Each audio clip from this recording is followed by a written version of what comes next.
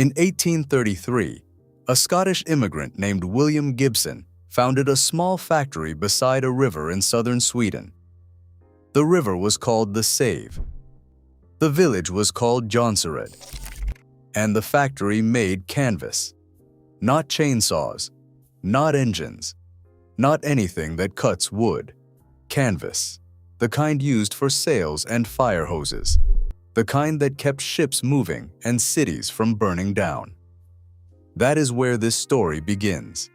Not in a forest, not in a workshop smelling of gasoline, in a textile mill run by a Scottish family, in a Swedish village most people have never heard of. And yet, more than 190 years later, the name Jonsered still appears on chainsaws trusted by professional loggers and arborists across the world.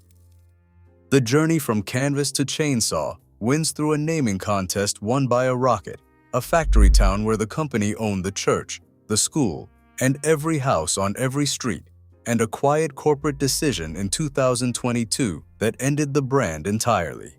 This is the fascinating story of Jonsered.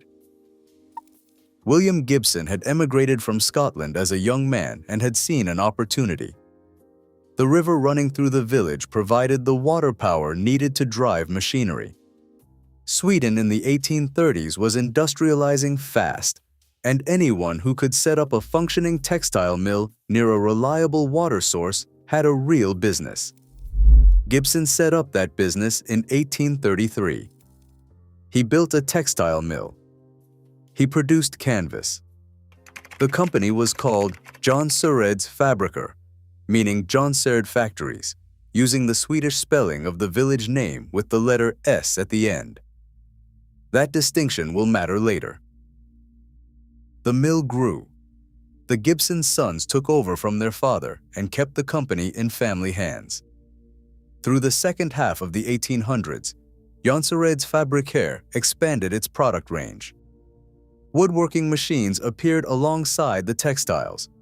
The factory became more than one building. It became an institution. By the early 20th century, the Jonsered factory practically owned the town of Jonsered. Not metaphorical, literally. The company owned the houses where the workers lived. It collected the rent. It ran the local school. It maintained the local church. If you lived in Jonsered, there was a good chance every building you entered on a daily basis was owned by the same company. The workers were not commuters. They were residents. The factory was not a job. It was a way of life. That culture shaped the quality of everything Jonsered's made. And it explains why, when the chainsaw opportunity appeared in the 1950s, the people inside that factory took it seriously. The Gibson family controlled the company until the 1920s, when it transitioned to outside ownership. The era of family governance ended. The era of corporate management began. The factory that started with canvas now made woodworking machines and cranes for the logging industry. Each pivot followed the same logic. The machinery and expertise on hand could be applied to something new. So it was. That habit of reinvention is why, when the chainsaw opportunity appeared, Jonsered's was ready. In the early 1950s, a distributor in Stockholm was selling a chainsaw made by a Norwegian manufacturer. The saw was called the Comet. The distributor approached Jonsered's with a proposal. Could the Swedish factory manufacture parts for it? Jonsered's agreed. They began producing components, then more components. Then they took over production of the Comet entirely. With a working chainsaw operation running inside their factory, the engineers at Jonsered's decided they could build something better from scratch. They designed their own chainsaw. They debated what to call it. And then they did something that captures the spirit of Jonsered perfectly. They held a naming contest, not among management, not among the engineering team, but among all the employees of the factory. Workers submitted names. Votes were cast. The winning name, chosen by the people who built the machine, was racket, which means rocket in Swedish. In 1954, Jonsered launched its first original chainsaw under that name, the racket, a machine designed from the ground up by a company that had been making canvas, fire hoses, and woodworking equipment for more than a century. It worked. Better than worked. The racket became a major success. Jonsered began exporting chainsaws to North America, where the demand for professional forestry equipment was growing faster than any Scandinavian manufacturer had anticipated. The American market was the prize, and Jonsered was capturing it. There was one complication in the naming. The Finnish importer of Jonsered's chainsaws had built their entire marketing operation around the racket name. When Jonsered moved to new model names in later years, the Finnish market kept the old name for their own reasons. A small wrinkle, but it speaks to something important. The Jonsered brand was generating the kind of loyalty that made distributors fight to keep a name even after the manufacturer had moved on from it. By the early 1960s, Jonsered was not a textile company that also made chainsaws. It was a chainsaw company. The transformation that had started with a canvas mill in 1833 had arrived at this point through a century of slow, deliberate reinvention. The saws were highly regarded among professional users. Swedish engineering had a reputation for precision and durability. Jonsered was building that reputation chain, tooth by chain tooth. The 1970s brought a crisis. Jonsered's fabriker had grown too large for its owners to sustain without outside capital. In 1975, the company came under the umbrella of a Swedish investment firm called Asken. Asken then ran into serious financial difficulties of its own. Parts of Jonsered were shut down. Others were sold off separately. In 1978, the chainsaw division was acquired by Electrolux. Most people know Electrolux as a vacuum cleaner company, or a washing machine company, or a refrigerator company. The appliance giant based in Stockholm that showed up in millions of European and American homes. That Electrolux. What most people do not know is that Electrolux, through the 1970s and the 1980s, quietly assembled one of the largest outdoor power equipment empires in the world. They had already acquired Husqvarna in 1978, the same year they took Jonsered. They would later add the partner brand and several others. Electrolux was not in the chainsaw business because they loved forestry.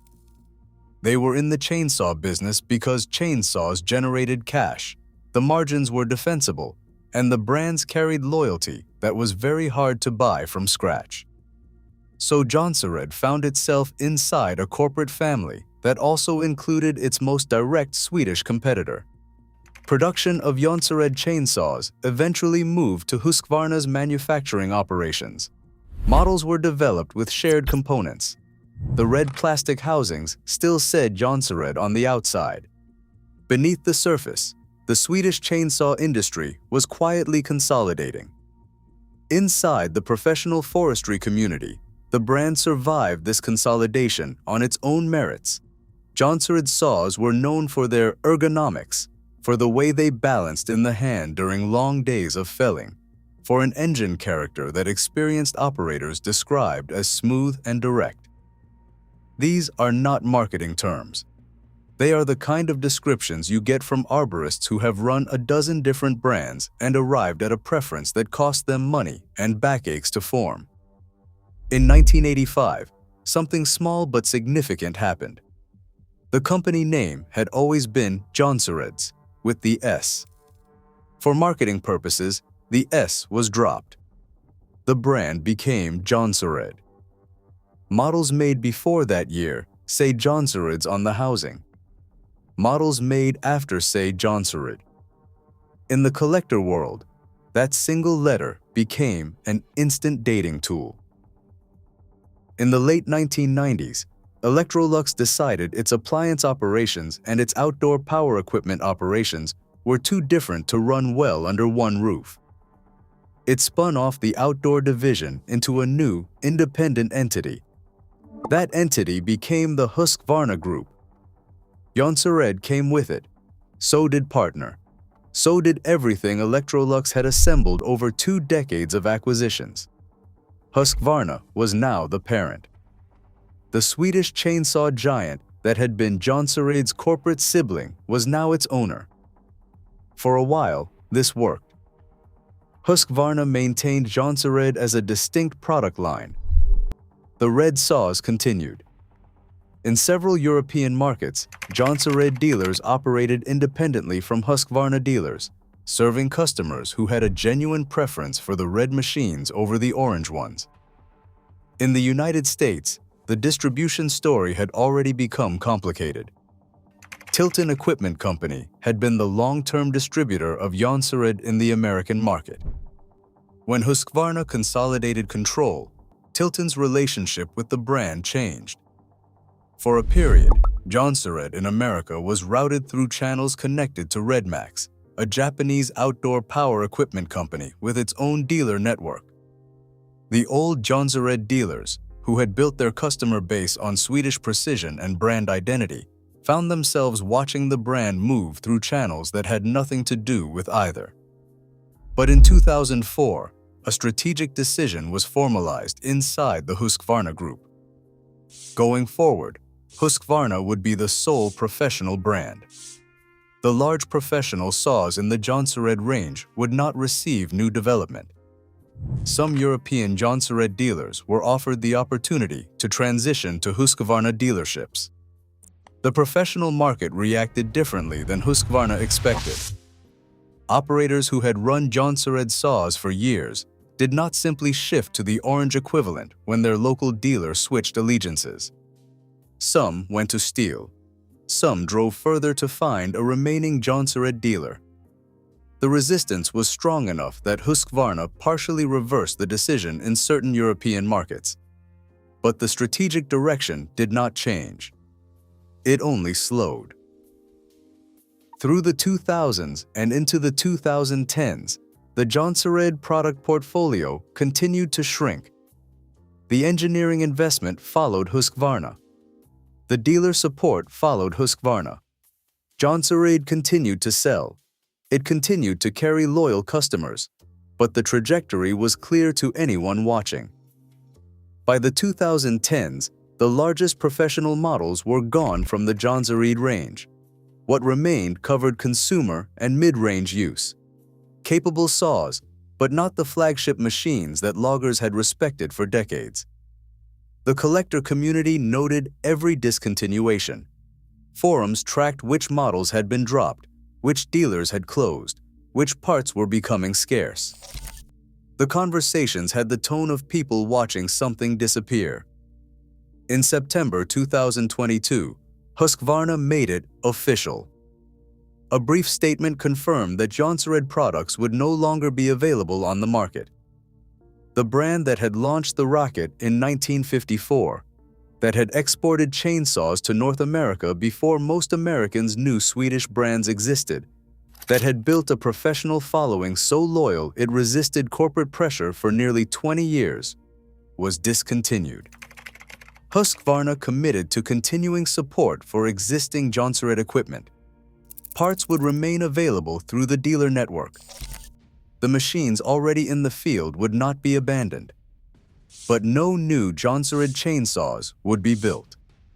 The factory town in southern Sweden, the one where the company had once owned the church and the school and every house on every street, had long since changed. The river still ran. The waterfall still fell. But the men who named a chainsaw after a rocket were gone.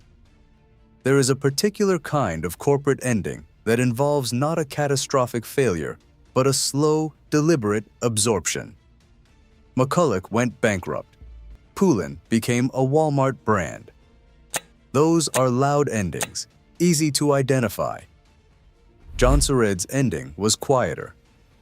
The brand was not destroyed by bad management or financial collapse. It was managed out of existence by a very large, very competent company that simply decided it did not need two Swedish professional chainsaw brands competing for the same customers. That decision was defensible. It may even have been correct from a business efficiency standpoint. But something was lost in the efficiency. The Jonsered user, who had spent a career running red saws, who knew the feel of a Jonsered bar through a frozen Swedish morning, who had developed preferences that no amount of marketing could override, did not get a replacement. They got an orange saw that was, in technical terms, essentially equivalent. Technically equivalent is not the same as what you grew up with. The Husqvarna Group today is one of the most successful outdoor power equipment companies on Earth. Its revenues run into the billions. Its product quality is high. By every measurable standard, the decision to consolidate around a single brand made the company stronger. And yet, the chainsaw collector who spends years tracking down a clean Jonsered 2188, the arborist who still runs a pair of vintage Jonsereds because nothing else feels quite right in the hand, the forum member in rural Sweden who has documented every serial number variant of every saw the factory ever made. These people are not wrong about what they valued. They valued something that spreadsheets cannot capture. The specific identity of a specific machine made by people who lived in the town where the factory stood, who named their products by popular vote, who started by making canvas for sailing ships and ended by making some of the most respected chainsaws in professional forestry. That story lasted 189 years. From 1833 to 2022. From canvas to chainsaw to silence. William Gibson came to Sweden from Scotland with a plan to make textile. He could not have imagined what the river at Jonsered would eventually produce. He could not have imagined workers voting on the name Rocket for a machine that would be sold to loggers in the Canadian wilderness a decade later. He built a factory. The factory built a culture. The culture built something that outlasted every owner, every corporate restructuring, and every strategic plan. It did not outlast the decision that was made in 2022. But the saws are still out there, running in forests, sitting in garages, preserved in collections. The Rocket, the 2145, the 2188, the CS2258, machines built in a factory town that the company once owned completely, are carried by loggers who trusted them with their livelihoods. In the chainsaw world, some names do not need to be on a current product line to remain meaningful. Jonsered is one of them.